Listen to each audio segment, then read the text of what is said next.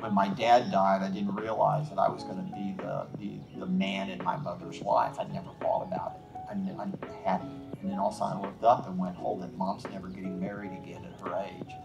And I'm it.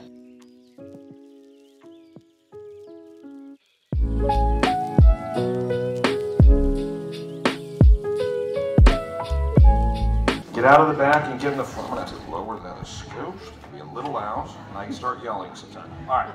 So as we're getting in here, we had a great day yesterday. We had a great night. We hung out, and you woke up today, and what were you thinking? What was going through your heads? Ahas, takeaways, general thoughts. I can collect checks every month and not have tenants.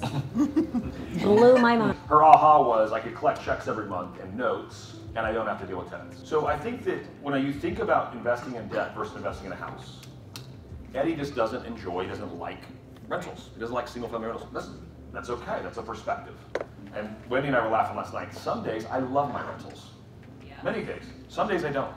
She was joking, she's like, yesterday I had some trees fall down on them, and I really don't like all of them in this moment. Right? Because it's annoying.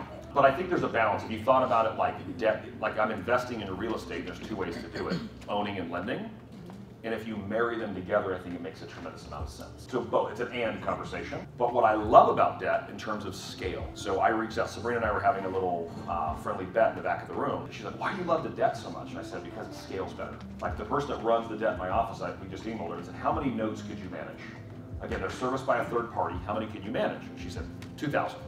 I can manage 2,000 of your notes. I said, cool. Even if we have property management, how many rentals can you manage? And she said, 200. I could oversee 200 for you through management. So it's 10x the number, right? So then you've got one of the arguments against debt is it does end, right? You've got a payment stream of 30 years or 20 years or 10 years. And then in real estate, you own an asset that's hopefully appreciating. So people are like, oh, debt's dumb. Not true. Like, what did you do with the cash flow during the period in which you got it? Because the cash flow was radically different on the debt versus on the real estate. The reason we're all here, and we're beyond blessed to have the greatest leader in wealth building here, and so it's my pleasure. I'd love to bring up, how about Mr. Gary Keller?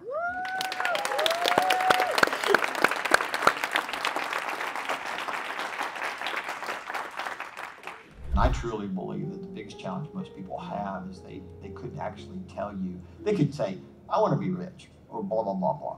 But they actually haven't ever thought about their life and what it actually is. And wrote that down. Not that it won't change along the way, not that your vision will change along the way. I just don't think that people have gone off into the future and said, at some point, that everything I do is going to be aimed towards being married forever. As an example. Everything I do is going to be aimed towards reaching this financial goal. I just want to spend my time with the people I care about. That's the only thing that drives me. Nothing else drives me. Nothing matters to me other than that, right? So everything is geared around that. My bucket list never changes. It's the same every year. How much time can I spend with my mom before she passes? How much time can I spend with my family, with my best friends? What can I do, right? Nothing else matters. Why would it matter? What would ever be more important than that?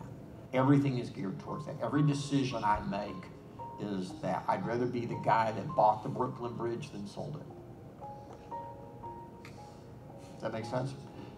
Now, you get greedy for money because as you go out to live that, you discover that money is leverage. And money will allow you, right? But I'll end on this story. So because of my passion for music, I've ended up spending a lot of time with musicians. So I was riding in my truck one day with the lead guitars for a band called the Little River Band. Have you ever heard of them? Right? Yeah. If you're old enough, you've heard of them. If not, look them up. They're awesome. Anyway, so I'm riding in the car with him in the pickup truck, and he's lamenting the fact that he's not wealthy, right? And I said, well, what's your problem?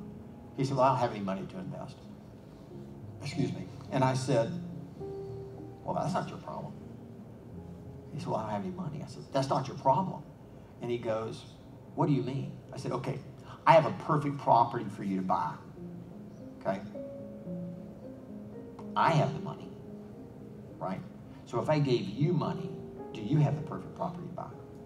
Because I have no idea what I would invest it in. I went, that's your problem.